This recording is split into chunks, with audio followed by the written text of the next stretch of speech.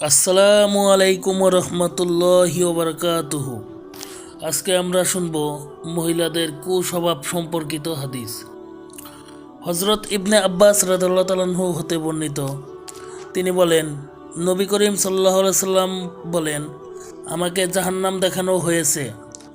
তখন আমি দেখতে পেলাম দোজকের অধিকাংশই মহিলা, কারণ তারা কুফরি অকৃতজ্ঞতা বেশি করে থাকে। হুজুর সাল্লাল্লাহু আলাইহি সাল্লামকে জিজ্ঞাসা করা হলো, তারা কি আল্লাহর সাথে কুফরি করে? তিনি বলেন, না, তারা স্বামীর সাথে কুফরি করে, অর্থাৎ অকৃতজ্ঞতা করে এবং স্বামীর অনুগ্রহ উপকার স্বীকার করে না। মহিলাদের অভ্যাস: যদি তুমি আজীবনও কোনো মহিলার উপর দয়া করতে থাকো আর এরপর তোমার পক্ষ হতে কোনো অবাঞ্ছিত ব্যবহার হয়ে যায়, তখন মহিলারা তোমার আজীবনের উপকার ভুলে যাবে এবং বলবে, আমি তো তোমার পক্ষ থেকে কখনো কোনো ভালো ব্যবহার পাইনি।